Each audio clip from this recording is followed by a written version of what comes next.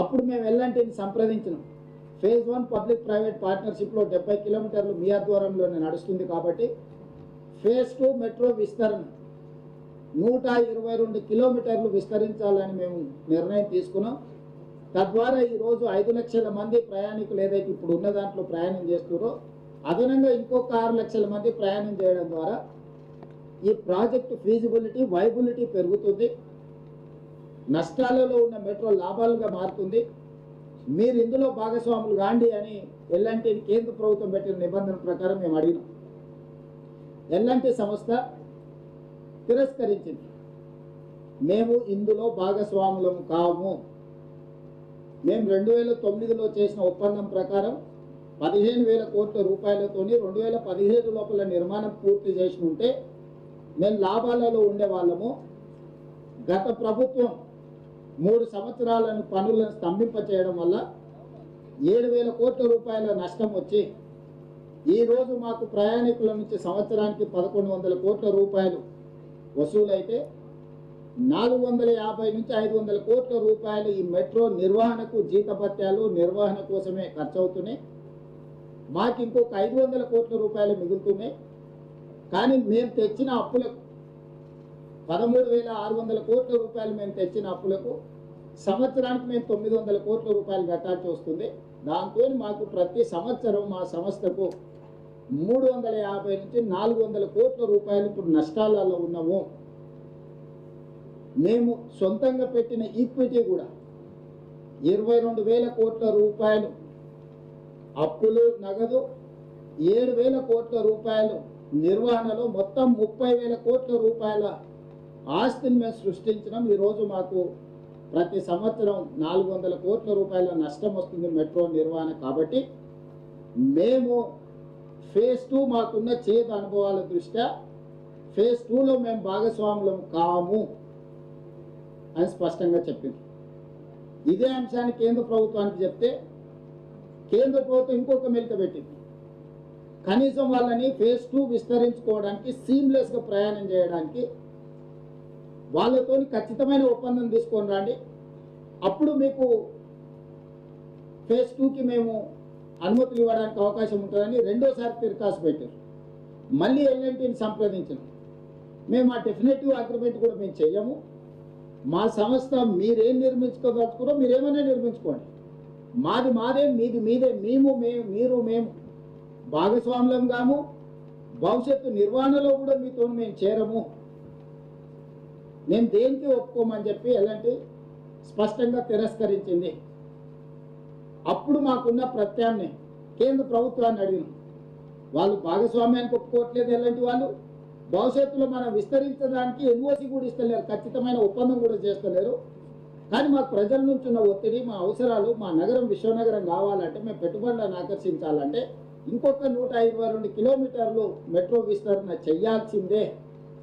మరి ఏమి చేయాలన్నప్పుడు మా అధికారులు, కేంద్ర ప్రభుత్వంలో ఉన్న అధికారులు, ఖట్టర్ గారు, నేను, మిగతా ఎల్ఎన్టీ వాళ్ళతో చర్చలు చేసినప్పుడు మీకున్న ఏకైక ప్రత్యామ్నాయం మీరు ఎల్ఎన్టీ సంస్థ నుంచి ఇప్పుడున్న ఎల్ఎన్టీ మెట్రోని మీరు కొనుగోలు చేయండి రాష్ట్ర ప్రభుత్వం, అప్పుడు మీరు యజమాని అవుతారు. కాబట్టి ఇప్పుడు మీరు ఫేజ్ 2 రాష్ట్ర ప్రభుత్వం కేంద్ర ప్రభుత్వం కలిసి నిర్మాణం చేయాలనుకుంటున్నారు. కాబట్టి ఫేజ్ 1కు మీరే యజమానులైతే ఫేజ్ 2కు కేంద్ర ప్రభుత్వం పెడుతున్న అన్ని నిబంధనలకు యజమానులుగా మీరు సంతకం పెట్టవచ్చు. అప్పుడు ఫేజ్ 2 కూడా సులభంగా మీకు అనుమతులు వస్తాయి, నిధులు వస్తాయి. దాంతో దాదాపుగా 200 కిలోమీటర్ల మెట్రో హైదరాబాద్ నగరం ప్రజలకు అందుబాటులోకి వస్తుంది. అప్పుడు అంతర్జాతీయ ఎయిర్పోర్టు నుంచి అటు మేడ్చల్కు, ఇటు షామీర్పేట్కు, అటు హైటెక్ సిటీ నియోపోలిస్ వరకు, ఇటు చందానగర్ నుంచి దాటుకొని మీకు రామచంద్ర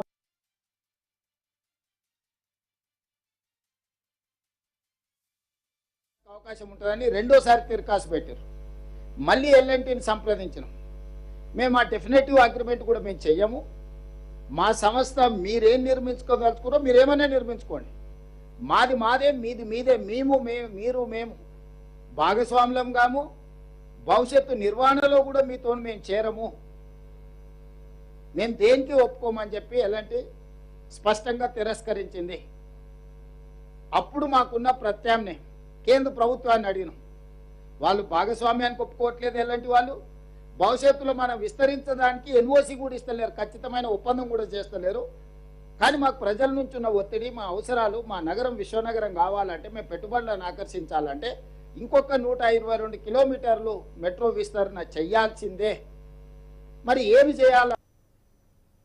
మా అధికారులు, కేంద్ర ప్రభుత్వంలో ఉన్న అధికారులు, కలెక్టర్ గారు, నేను, మిగతా ఎలాంటి వాళ్ళతో చర్చలు చేసినప్పుడు మీకున్న ఏకైక ప్రత్యామ్నాయం మీరు ఎలాంటి సంస్థ నుంచి ఇప్పుడున్న ఎలాంటి మెట్రోని మీరు కొనుగోలు చేయండి రాష్ట్ర ప్రభుత్వం, అప్పుడు మీరు యజమాని అవుతారు. కాబట్టి ఇప్పుడు మీరు ఫేజ్ 2 రాష్ట్ర ప్రభుత్వం కేంద్ర ప్రభుత్వం కలిసి నిర్మాణం చేయాలనుకుంటున్నారు. కాబట్టి ఫేజ్ 1కు మీరే యజమానులు అయితే, ఫేజ్ 2కు కేంద్ర ప్రభుత్వం పెట్టిన అన్ని నిబంధనలకు యజమానులుగా మీరు సంతకం పెట్టవచ్చు. అప్పుడు ఫేజ్ 2 కూడా సులభంగా మీకు అనుమతులు వస్తాయి, నిధులు వస్తాయి. దాంతో దాదాపుగా 200 కిలోమీటర్ల మెట్రో హైదరాబాద్ నగరం ప్రజలకు అందుబాటులోకి వస్తుంది. అప్పుడు అంతర్జాతీయ ఎయిర్పోర్టు నుంచి అటు మేడ్చల్కు, ఇటు షామీర్పేట్కు, అటు హైటెక్ సిటీ నియోపోలిస్ వరకు, ఇటు చంద్రానగర్ నుంచి దాటుకొని మీకు రామచంద్రాపురం వరకు కానీ, హయత్ నగర్ నుంచి మన ఎల్బీ నగర్ నుంచి హయత్ నగర్ కానీ, నాగోల్ నుంచి LB Nagar, OSC hospital, Chandrayangutta, Shamshabad international airport వరకు మెట్రో కానీ అన్ని రూట్లు ప్రజలకు అందుబాటులో వస్తుందని చెప్పి మేము స్పష్టంగా ఎల్ఎన్టీతో కూర్చొని కేంద్ర ప్రభుత్వాన్ని కూడా అడిగినాం. మరి మేము కొనుగోలు చేయాలనుకుంటున్నాము ఎలాంటి